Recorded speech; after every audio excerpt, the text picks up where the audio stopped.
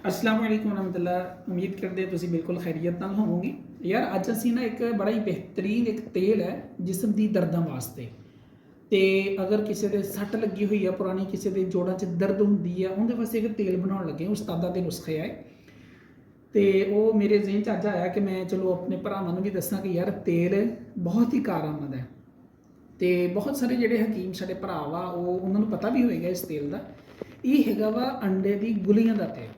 तो बहुत सारे मेरे भाई जिहड़े हैगे आ वो ब्रायलर अंडे जिहड़े हुंदे आ उन्हां दा भी गुलियां दा तेल कढ लैंदे आ, लेकिन वो फायदेमंद नहीं है। बल्कि तुसीं देसी अंडियां दी गुलियां दा तेल कढना है।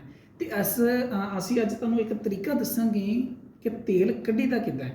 हर बंदे का एक अपना अपना हिसाब हुंदा वा। कई लोग प्लेट दे विच रख के ते कढदे आ तेल, कोई खरीदना किस तरीके नाल, कोई किसी तरीके नाल। लेकिन असीं एक जुगाड़ लाया, तुहानूं नज़र भी आ रहा होएगा।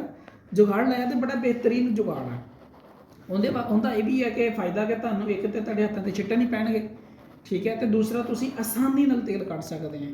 मैं तुहानूं अपना वो जिहड़ा असीं आप ही आला बनाया वो भी तुहानूं दिखाउने हैं, तो जिहड़ा जुगाड़ लाया वो भी तुहानूं दिखाउने हैं। तो बड़े बेहतरीन तरीके नाल तुसीं उहदा तेल कढ सकदे हैं। लिआओ मैं तुहानूं दिखाउणा। आ तुसीं देख सकते हैं, क्या देखो असीं ये जुगाड़ लाया होया वा जी, ठीक है।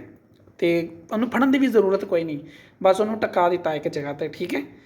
तो वो तुसीं देख सकते हैं। तो कमेंटां दे विच अपनी राय का इजहार जरूर करना। तो आओ जरा तेल शुरू करते हैं कि तेल कढ़ना किद्दां आपां गुलियां दा। यह गुलियां पईयां मैं थोड़ियां जिहियां वा, बस ये बाकी तो तेल बाद च कढ़ांगे। सिर्फ वीडियो बनाउण वास्ते तुहानूं दस्सण वास्ते ये कीता है मेरे भाई।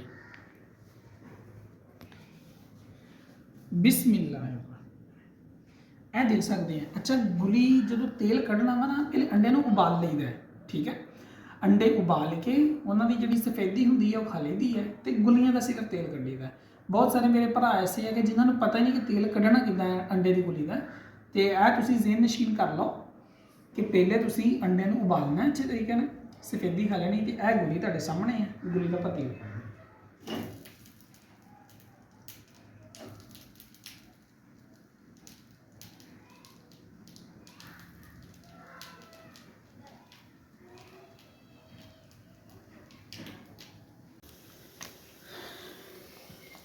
अच्छा यार, देख सकते हो तुसीं कि यह देखो हुण तेल निकलना शुरू हो गया, ठीक है जी।